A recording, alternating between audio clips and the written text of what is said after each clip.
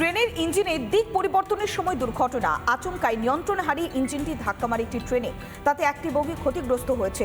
এতে জখম হয়েছে 2 শিশু সহ মোট 4 জন। জানা গিয়েছে দিনহাটার বামুনহাট স্টেশনে শিলিগুড়ি ইন্টারসিটি এক্সপ্রেস ইঞ্জিনের দিক পরিবর্তন করবার সময় দুর্ঘটনাটি ঘটে। জখমদের চিকিৎসার জন্য প্রাথমিক স্বাস্থ্য কেন্দ্রে নিয়ে যাওয়া হয়েছে। জখম হয়েছে 2 শিশু সহ মোট 4 জন।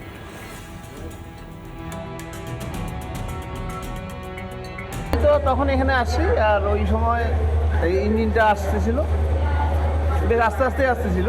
তারপর যখন কাছাকাছি আসে তখন এসে জোরে লাগানোর ফলে এখানে প্যাসেঞ্জার অনেকেই ছিল। তাদের ওই বাচ্চার মাথায় লাগছে খুব চোট, একটা বাচ্চার মাথা ফাটছে, একটা মেয়ে ছেলেকে পরে হসপিটালে নিয়ে চলে গেল। আপনার লাগছে কি? না, আমার লাগে, আমি তো নিচে ছিল। তৈরি হওয়ার মাত্র 1 মাসের মধ্যেই ভাঙল সেতু। উত্তর সিকিমে তিস্তার ওপরে ভাঙল সেতু। ভাঙল সংকলং জঙ্গুর যে যোগাযোগকারী সেই সেতু ভেঙে গিয়েছে তৈরির মাত্র 1 মাসের মধ্যেই। সেতুটি মঙ্গন এবং চুংথাংয়ের মধ্যে যোগাযোগ স্থাপন করত। 2023-এর বন্যায় প্রথম ভেঙে পড়েছিল সেতুটি। সংস্কারের পর 1 জানুয়ারি সেতু খোলা হয়, আর তারই 1 মাস কাটতে না কাটতে আবার সেই একই ঘটনার পুনরাবৃত্তি। তৈরি হওয়ার মাত্র 1 মাসের মধ্যে আবার ভাঙল সেতু। উত্তর সিকিমে তিস্তার উপরে ভাঙল সেতু। ভাঙল সংকলং এবং জম্বুর যোগাযোগকারী যে সেতু। আমরা ক্রস করলাম আর এই ব্রিজটা ভেঙে পড়ে গেল পুরো চোখের সামনে। আমরা জাস্ট ক্রস করলাম আর এই ব্রিজটা ভেঙে পড়ে গেল পুরো চোখের সামনে। আমরা জাস্ট ক্রস করলাম আর রাজ্য জুড়ে বারবার দুর্নীতির অভিযোগ, আর আবাস দুর্নীতি এর নতুন কথা কি? এবার আবাসে কাটমানি নেয়ার অভিযোগ। কোথায়? না মালদায়। মালদা চাঁচলের 2 নম্বর পঞ্চায়েত সমিতির সভাপতির গাড়ির চালক, তার বিরুদ্ধে কাটমানি নেয়ার অভিযোগ উঠে আসছে। যদিও সেই অভিযোগ মানতে চাইছে না অভিযুক্ত। যখনই বিষয়টি সামনে এসেছে তখন তড়িঘড়ি তদন্তের নির্দেশ দিয়েছেন মহকুমা শাসক। এমরুল বলছে যে টাকা দিতে হবে, তো আমি বলছি কত টাকা? বলছে 6000 টাকা। তো আমি টাকা দিতে পারিনি, সেই জন্য আমার কামটা করেনি।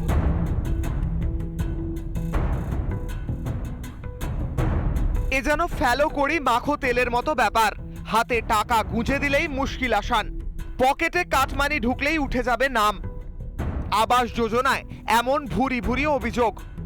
এবার এই ছবি মালদার চাঁচলের 2 নম্বর ব্লকের জিয়াগাছি গ্রামে।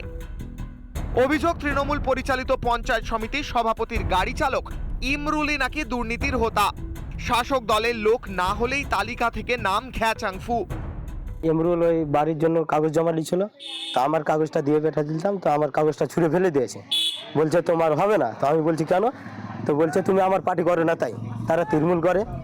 টাকা দিতে পারেননি এক গরিব মানুষ, তবে টাকা দিয়েছিলেন আরেক আবেদনকারী, কিন্তু শিকে ছেড়েনি তার ভাগ্যেও। আপনারা কি টাকা দিয়েছেন? হ্যাঁ স্যার, আমরা টাকা দিয়েছিলাম ঘরের। কত টাকা? 30,000 টাকা দিয়েছিলাম। ঘর হলো না, ঘর আসেনি গো। তারপরে আর কত চাইছেন? আরো 4,000 যাওয়া ছিল, 20,000। যার বিরুদ্ধে এমন অভিযোগ, সেই গাড়ি চালকের সাফাই সবটাই নাকি ষড়যন্ত্র। সমস্ত কিছু ষড়যন্ত্র। টাকা চাইলেন? না, টাকা চাইনি, কেউ পুরো প্রমাণই করতে পারবে না। দুর্নীতি কাটায় শাসক দল বিদ্ধ হতেই তেড়ে ফুড়ে আক্রমণে নেমেছে বিজেপি কংগ্রেস। ড্রাইভারটার ওপরের মাথাটা কে আছে? মাথাতে কে বসে আছে যার মদতে এরকম আজকে আবাস যোজনার টাকা তুলছে? সাধারণ মানুষ বিভিন্ন নেতাকর্মীর কাছে বিভিন্নভাবে প্রতারণার মুখে পড়ছে। এই ঘটনায় প্রকাশ্যে সামনে আসতেই রীতিমতো চাঁচল মহকুমা শাসক এই বিষয়ে তদন্তের নির্দেশ দিয়েছে। মালদা থেকে দীপঙ্কর গোস্বামী, রিপাবলিক বাংলা। রামপুরহাট থেকে উদ্ধার করা হয়েছে বিপুল পরিমাণ বিস্ফোরক। প্রায় 16,000 কেজি অ্যামোনিয়াম নাইট্রেট উদ্ধার করা হয়েছে। যে গাড়িতে করে নিয়ে যাওয়া হচ্ছিল সম্ভবত হায়দ্রাবাদ থেকে, তারা ঝাড়খণ্ডের দিকে নিয়ে যাচ্ছিল লরিটি। আর ঠিক তখনই পাকড়াও করে পুলিশ। ঘটনায় গ্রেপ্তার করা হয়েছে 3 জনকে। এরা প্রত্যেকেই তেলেঙ্গানার বাসিন্দা। পুলিশ সূত্রে খবর, তাদের কাছে কোনো বৈধ কাগজপত্র পাওয়া যায়নি, এমনকি পাওয়া যায়নি কোনো ব্যাচ নাম্বারও। তাই এদের সঙ্গে আর কেউ জড়িত রয়েছে কিনা সমস্ত বিষয় খতিয়ে দেখছে পুলিশ।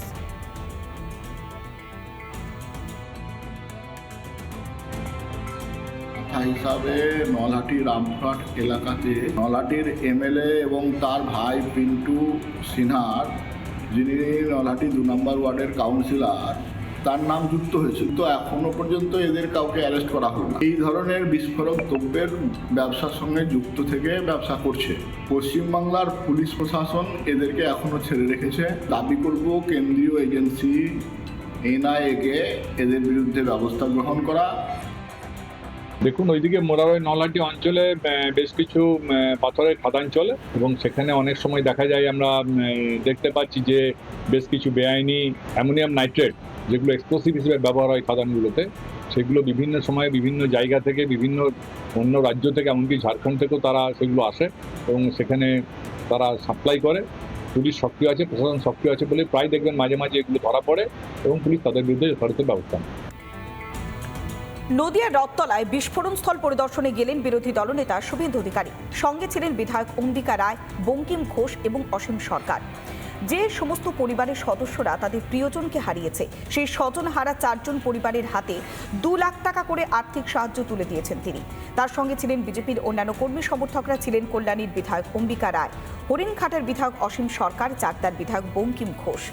বেআইনি বাজি কারখানা কিভাবে ব্যাঙের ছাতার মতো গজিয়ে উঠছে, তাই রানাঘাট পুলিশ এবং রাজ্য সরকারকে তীব্র ভর্ৎসনা করেছেন বিরোধী দলনেতা শুভেন্দু অধিকারী।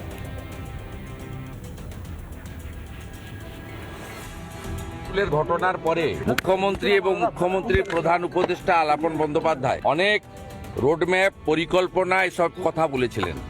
তারপরে এরকম একটা ঘন জনবসতিপূর্ণ এলাকার মধ্যে এই ধরনের বেআইনি বিস্ফোরক, এটাকে বাজি বলবো না, এটার এনআইএ হওয়া উচিত এবং কমপ্লিটলি কল্যাণী মিউনিসিপ্যালিটি, পুলিশ এবং রাজ্য সরকার এর জন্য দায়ী। কখনো রাজ্যবাসীর নিরাপত্তা, আবার কখনো বা রাজ্যবাসীর নাগরিক পরিষেবা নিয়ে উঠে আসে একাধিক প্রশ্ন। আত্রেই নদীর বাঁধ ভেঙে যাওয়ার পর এবার তার মেরামতির কাজ শুরু হয়েছে জোর কদমে। বালির বস্তা দিয়ে চলছে ভাঙন রোধের কাজ। স্থানীয় বাসিন্দারা বলছে, যদি এখনই পদক্ষেপ না নেওয়া হয় তাহলে বর্ষাকালে তো ভয়ঙ্কর পরিস্থিতি তৈরি হতে পারে। ইতিমধ্যেই রাজ্যে সেন্ট্রাল ডিজাইন টিমের আধিকারিকরা তারা পৌঁছে গিয়েছে। পরিস্থিতি তারা সরেজমিনে খতিয়ে দেখছে। রবিবার রাত থেকে দক্ষিণ দিনাজপুর জেলার বালুরঘাটের আত্রাই নদী সংলগ্ন বাঁধ ভাঙতে শুরু করেছে। গতকাল থেকেই জলের গতিবেগ নিয়ন্ত্রণ করার জন্য বস্তায় বালি ফেলা হচ্ছে আত্রাই নদীতে। সোমবার থেকে চলছে বাঁধ মেরামতি। বালির বস্তা দিয়ে ধসে যাওয়া এলাকার ভাঙন রোধের চেষ্টা শুরু হয়েছে। তবে শুখা মৌসুম বলে রেহাই, বর্ষায় এই বিপত্তি হলে এলাকায় বড়সড় দুর্ঘটনা ঘটতে বলে আশঙ্কা স্থানীয়দের। পুরোদমে কাজ চলছে। হ্যাঁ, পুরোদমে বলতে বস্তার কাজগুলো চলছে, বস্তা দিয়ে আটকানোর চেষ্টা চলছে, জলটাকে আটকানোর চেষ্টা চলছে। শীতের সময় হয়েছে তো অতটা ক্ষতি হয়নি, কিন্তু সাপোজ যদি বর্ষার সময় হতো জলের প্রকোপটা আরও বাড়তো, তো এই সাইডে গোড়াটা দেখুন পাশে যে বাড়িগুলো আছে তাদের ক্ষতি হতে পারে। তো বর্ষা আসছে, তার আগে যেন কাজটা কমপ্লিট করে দেয়, সেদিকে নজর রাখলে ভালো হয়। তৈরির কয়েক বছরের মধ্যেই বাঁধের এই হাল। নির্মাণের সময় কি ত্রুটি ছিল, নাকি নিম্নমানের সামগ্রী দিয়ে নির্মাণের জেরেই এই ঘটনা? যারা আধিকারিকরা তারা কিন্তু প্রতিনিয়ত এখানে রয়েছেন এবং এই কাজের উপর নজরদারি চালাচ্ছেন কত দ্রুততার সঙ্গে, কারণ সামনে বর্ষা রয়েছে, তার আগে দ্রুত এই বাঁধ মেরামতি যাতে করা যায় সেদিকে কিন্তু তারা নজর রেখেছে। দক্ষিণ দিনাজপুর থেকে রিপন মৌমিক, রিপাবলিক বাংলা। নানা ধরনের কন্টেন্ট দেখার জন্য লাইক করুন, শেয়ার করুন আমাদের ফেসবুক পেজ, সাবস্ক্রাইব করুন আমাদের ইউটিউব চ্যানেল। পাশাপাশি অন্যান্য ব্রেকিং নিউজের জন্য অবশ্যই চোখ রাখুন রিপাবলিক বাংলায়।